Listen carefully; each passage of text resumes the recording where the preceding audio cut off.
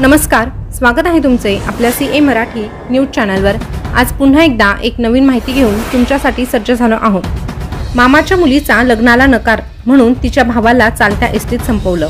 नेमकं पुढे काय घडलं हे सविस्तररित्या जाणून घेण्यासाठी आत्ताच आपल्या सीए मराठी न्यूज चॅनलला सबस्क्राइब करा आणि शेजारचं बेल बटन प्रेस करून ठेवा, जेणेकरून नवीन आलेली माहिती सगळ्यात अगोदर तुमच्यापर्यंत पोहोचेल।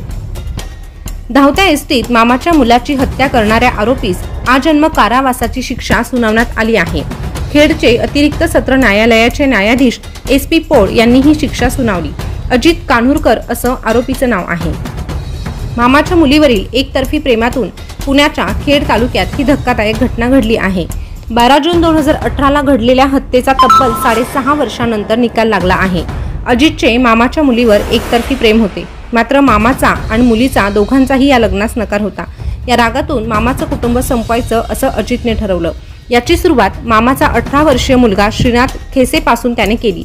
श्रीनाथ आणि मामाची लहान मुलगी एसटीतून खेडच्या दिशेने निघाले। त्यावेळी मागच्या सीटवर बसलेल्या अजितने धारदार शस्त्राने सपासप वार केले। कोयत्याने त्याचं डोकं, मान आणि डोळे यावर हल्ला केला।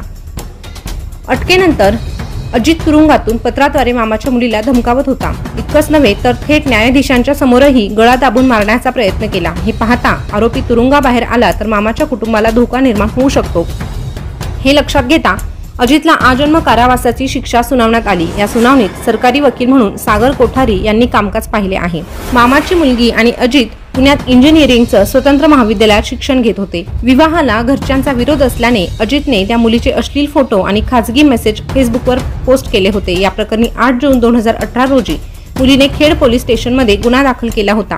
तक्रार दाखल केल्यामुळे अजित संतापला। त्याने फेसबुकवर पुन्हा एकदा माफ कर दो भाई लोग, बहुत तड़पा हूं, मेरी तरफ से भी सोच लो, उसको भी तड़पना चाहिए असा मजकूर टाकला होता। या घटनेबाबत तुमच्या काय प्रतिक्रिया आहे हे कमेंटद्वारे नक्की कळवा आणि अशाच नवीन ताज्या घडामोडी पाहण्यासाठी आपल्या सीए मराठी न्यूज चॅनलला सबस्क्राइब करा।